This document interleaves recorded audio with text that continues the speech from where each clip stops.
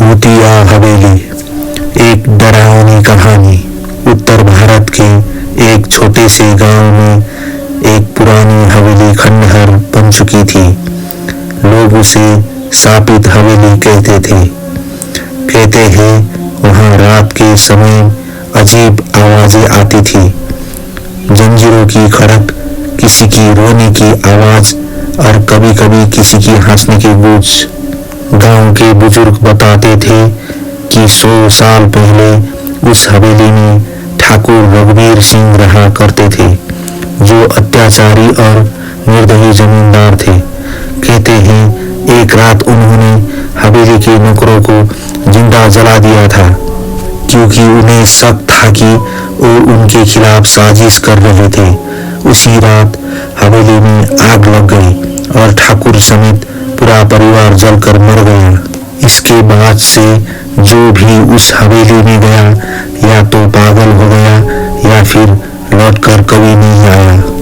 एक दिन गांव में 4 दोस्त अर्जुन, विशाल, सुमित और पायल शहर से छुट्टियां में आए। उन्होंने गांव के लोगों की बातें सुनी और तय की कि वो हवेली में जाकर सच्चाई पता लगाएंगे। रात के 12 बजे वो चारों टॉर्च लेकर हवेली पहुंचे। हवेली के फाटक पर खून से लिखा था, जो अंदर आया वो कभी बाहर नहीं गया। पायल डर गई, लेकिन अर्जुन ने कहा, ये सब लोगों के डर की बातें हैं, असल में कुछ नहीं होता। जैसे ही वो अंदर गई, दरवाजा अपने आप बंद हो गया। अचानक हवेली के कोने-कोने से आवाज आने लगी। अर्जुन ने देखा कि दीवार से खून टपक रहा है। सुमित की टॉर्च बंद हो गई। अंधेरे में किसी ने उसे जोर से खींच लिया। उसकी चीख गूंजती रही और फिर सन्नाटा छा गया।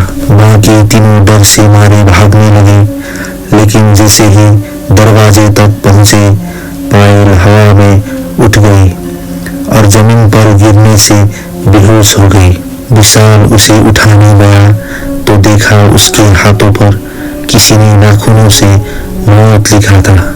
किसी तरह अर्जुन और विशाल पायल को लेकर सुबह तक बाहर निकल पाए। सुमित कभी नहीं मिला। आज भी हवेली वैसे ही खड़ी है।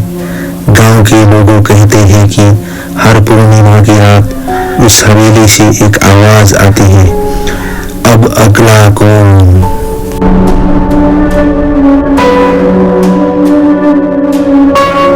भूतिया हवेली। एक डरावनी